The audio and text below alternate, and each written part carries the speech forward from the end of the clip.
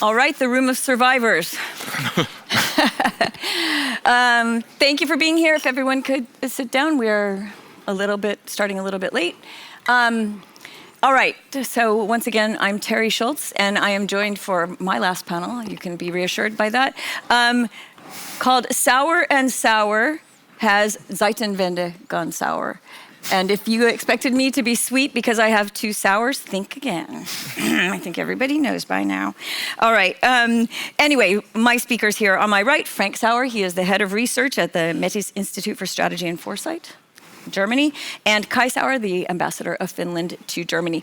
And I want to start with a softball. How do you guys actually hang out and talk as Sauer Sauer in Germany? Oh yeah. We've got a weekly meeting in a phone booth, all the Sauers. All the Sauers? No, but do you really? Do you have a podcast or anything yet? Not yet, okay. But maybe right. after this. All right, so we've got high ambitions here. People were suggesting that. Really? Yeah. Okay, good, I'm not original. No joke. All right, so we're here to talk about Germany in the world. I work for the German public broadcaster, and this is a really interesting question for me because, of course, we talk about Zeitenwende a lot, and we're going to start with Frank. There has been a lot of talk. Is Jana Puglieren still here? No. Okay, so I just read some of her research before she left. She says Zeitenwende has gone sour, has not fulfilled its expectations. There are others, including many of the voices that I hear at NATO all the time, who are very refreshed by this new Germany. It's not Olaf Schultz's Zeitenwende, perhaps, so when you look on paper at what he expected to achieve, but there is an entirely new way of thinking, or at least a new way of talking, if not doing, by the Germans. And some things have been achieved. Germany is spending 2% of its GDP on defense, incredibly. It is not yet a completely reformed military, but steps are being taken with the added budget and with the added intent.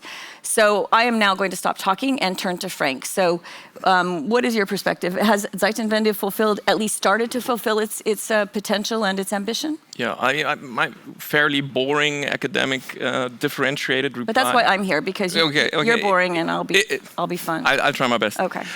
Is in fact that both these things are true to an intent. So in a sense, some of the aspects of Zeitenwende are still sour, but some of them are sweet. So it's like Chinese food in this way. Some of the things that are really, really sour, we still lack a sense of urgency in many regards in Germany.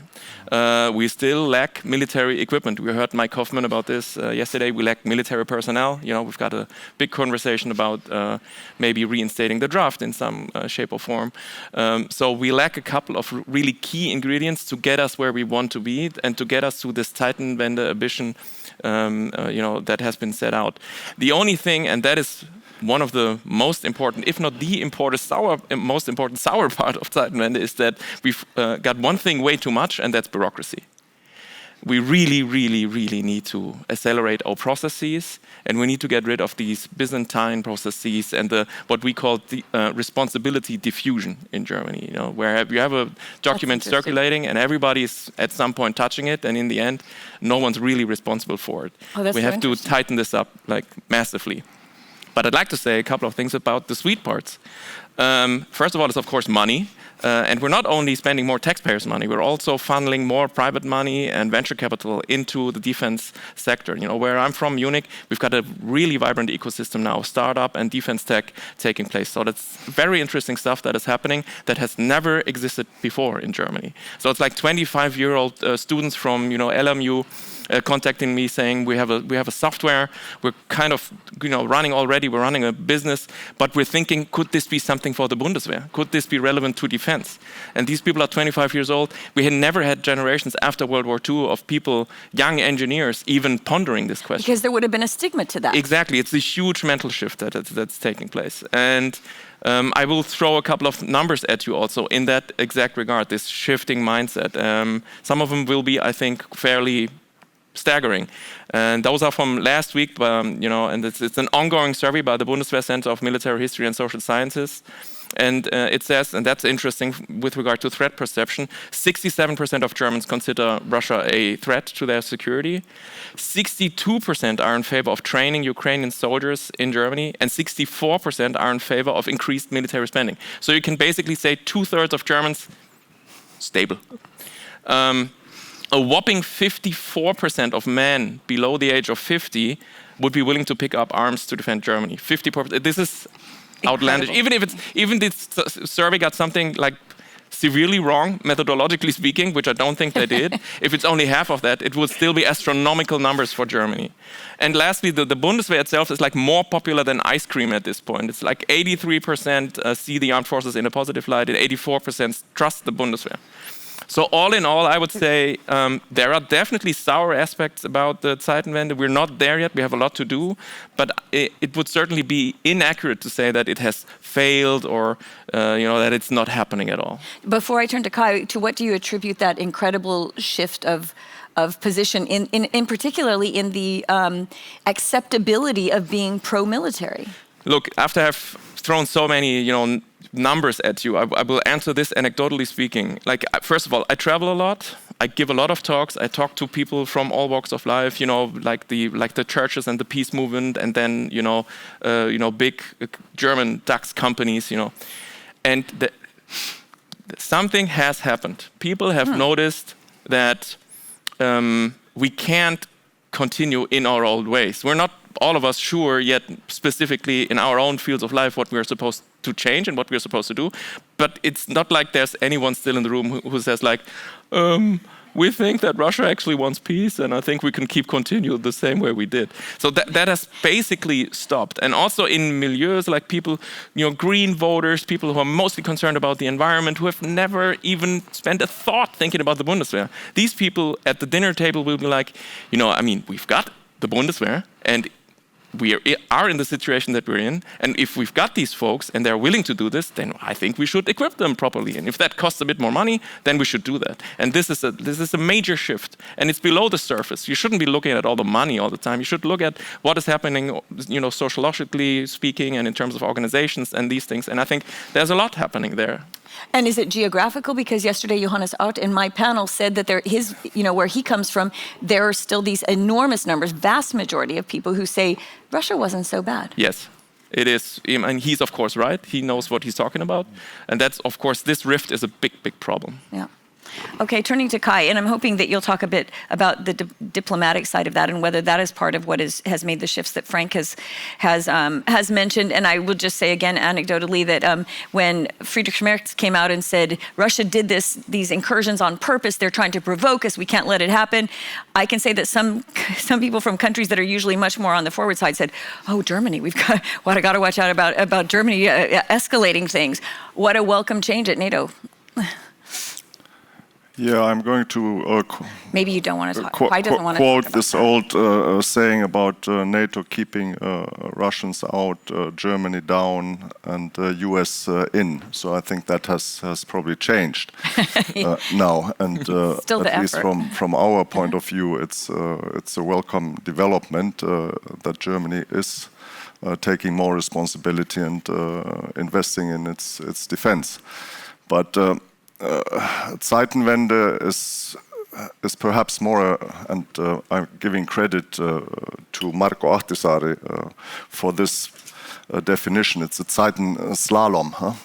So it's not a straight line, but you move, then you stop, you turn, but you move and move again. But the direction is staying the same. And as an observer to Germany, I have noted that there's a political will to invest into Germany's defense and build-up of the military. There's also the will to allocate the means, which we have seen. Germany came out very, very fast by Foreign Minister Wadefuhl to commit to the 3.5 plus 1.5 NATO spending. They have created this special fund for infrastructure and also eliminated the debt brake from military spending. So all good signs. And if that's true, what my namesake Frank just said, that there's also a will or awareness to participate actually in the defense through the Bundeswehr, I think then we are getting there where we want. And less of a, I mean, Merz has also asked to be invited to the NB8 meetings, for example. That would have been something he would not have wanted to go to for fear of being criticized, the Nordic-Baltic 8 meetings. Germany joined some of these before, because they weren't spending enough. They, of course, would have been criticized so heavily that that's all that would have happened. And now he's, with these new spending targets, at least he doesn't have to be embarrassed to join meetings of high spenders. Yeah, I think there's more than that to this. Friedrich Merz, he visited Finland and Sweden as the opposition leader. He saw how these two countries are preparing, the level of preparedness here, and I think that made quite a big impact in his thinking. Same with the foreign minister, Johann Wadefuhl. He's from the north, from Schleswig-Holstein. He knows the Baltic Sea.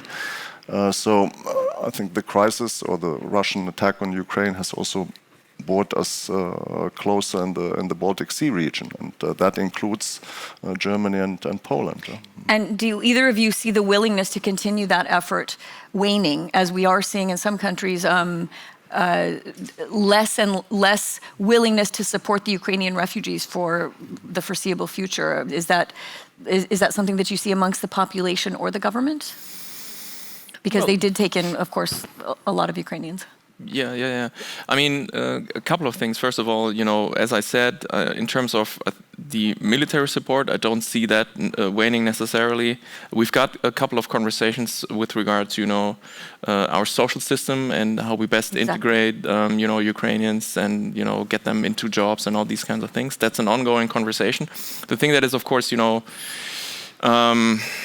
most troublesome, and that gives me a lot of headaches, is the alternative for Germany, and how strong they are even at the federal level at this point. And I think they're a threat to democracy in Germany, to put it bluntly. And we've got to do everything in our power, the democratic forces in Germany, to keep them from gaining power and being in government. Because then I think many of these things, many of the as I put it, sweet aspects of what is happening, they could go away in a heartbeat. For political expediency's sake, and you mentioned that there's a handful of elections coming up. I mean, you said 5 elections? Did I say anything about elections? I don't know. I think, was it you? It was Kai. Yeah. So I'm getting my Sauers mixed up. Sorry. Happens all the we time. were talking about elections. And you were That's worried. why Frank is wearing the beard.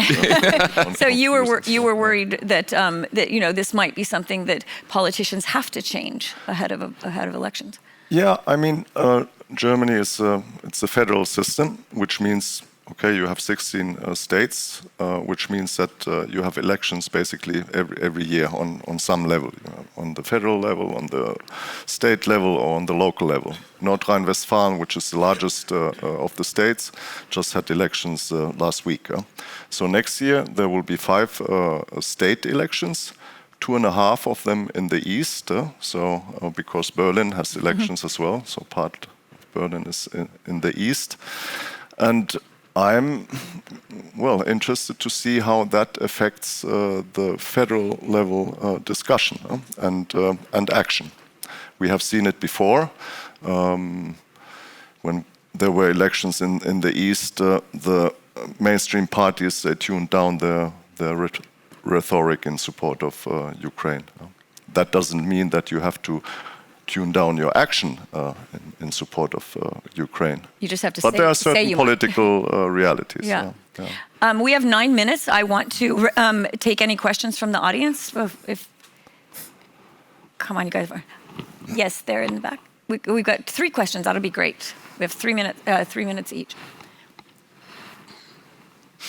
Please introduce yourself. Hi, Kati Pohjanpalo, Bloomberg News. I wanted to ask you, how much do you think that the weakness of Friedrich Merz's government hampers a strong Germany on a sort of European security level? Thank you.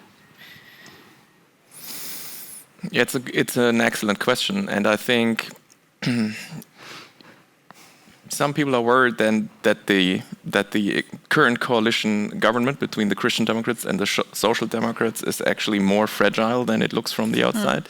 We had this conversation about an autumn of reforms. The idea was basically to do a lot of social reform, in the upcoming months. And when Friedrich Merz spoke in the Bundestag just a couple of days ago, he sounded all of a sudden like quite timid about all these kinds of things. And the Social Democrats were all like eyeballing him. Sensing blood, yeah. And, this could be interpreted as, him being under immense pressure not to be blowing up that coalition by, opting for, social reforms that the Social Democrats would not be able to accept. So this is the pessimistic reading of where we are. Having said that, I think the Social Democrats know that if they, leave this government now and we have snap elections, they will be evaporated. So basically being afraid of what might happen if we get into yet another early election is probably what will, knit together this coalition and hopefully make it last the entire election period. But it's definitely an issue. On the other hand, we've always lived with coalitions, and it's kind of the way things work in Germany. So maybe there's actually also no reason to overly dramatize what is going on. It's just that, as I said, urgency. We need to be doing some things like urgently and quickly, and obviously that's not possible with this coalition the same way others that you could imagine, and that would have been possible in terms of pure numbers only a couple of years ago maybe would.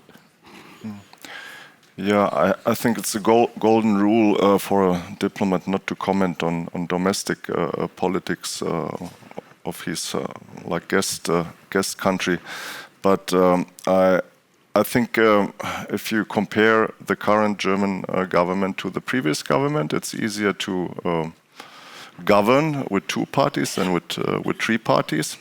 That's point one. Point two is that the Chancellor is a convinced European. He has been a member of the European Parliament. I think he has taken or assumed his role next to France and UK, Poland comfortably. There's a good interaction, dynamism, and the willingness to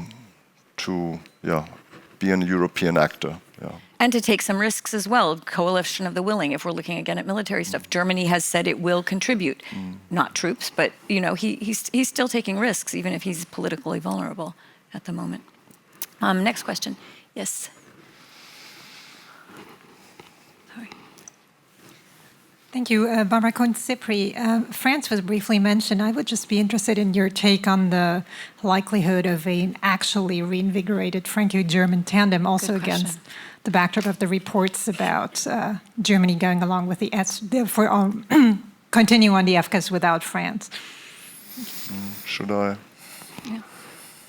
Yeah. I think we have seen, based on the frequency of the visits to the mutual capitals, that there's a will to interact and to work together. I think the last visible sign was the meeting of both governments, not the heads of governments, but the entire governments in France. So there's definitely a will. The difference, I think, if we take the context of the war in Ukraine, is the strategic culture, where France is more forward-leaning and Germany is more conservative. And this has good reasons, historical reasons, cultural reasons, and others. On the military cooperation, I think Frank is in a better position to comment. I mean, generally speaking, I would fully agree with Kai that Merz has done a splendid job with regard to France, Poland, and Europe more generally. I've got nothing to criticize in that regard. My criticism with Friedrich Merz lies elsewhere. So especially if you compare him to Mr. Schultz, I think he's doing great in that regard. Having said that, I think it's a fairly complicated business at the moment, and I'm actually, to be perfectly honest, I don't know what the current future combat air system kerfuffle really is. Like, is this basically the Germans drawing a red line, saying we're kind of fed up with what Das So is doing, and we'd like you to stop so we can continue this. It basically as this is like a threat to pull out if they don't get their act together, or is it a genuine intent to blow this up? Honestly, I can't tell you what it is. Clearly, we've gone through these kinds of, phases again and again. Whenever specific milestones in the FCAS project come up, then every single time it's a big, blow up, and then, the contracts are being made, and then it's, quiet again for a couple of months, and then it goes up. So I can't really put this. The key question, really, with regard to how things are going on, will continue with regard to the Franco-German, tandem, is what happens in France. Yeah, exactly. And I have no idea. It's definitely up in the air at the moment. And a third question. Yes. The lady in the back, up behind you, had her hand up first, I think. Thank you very much. Nicole König from the Munich Security Conference. Oh, nice. A question for both of you. Germany in the past has been criticized for not being able to act and think strategically. And we now have a National Security Council, which has just been constituted. Do you think this will change anything? And if not, what will? Neither Sauer is hopping to the mic. Yeah, National Security Council, if you look at the structure of the German model, it's very broad.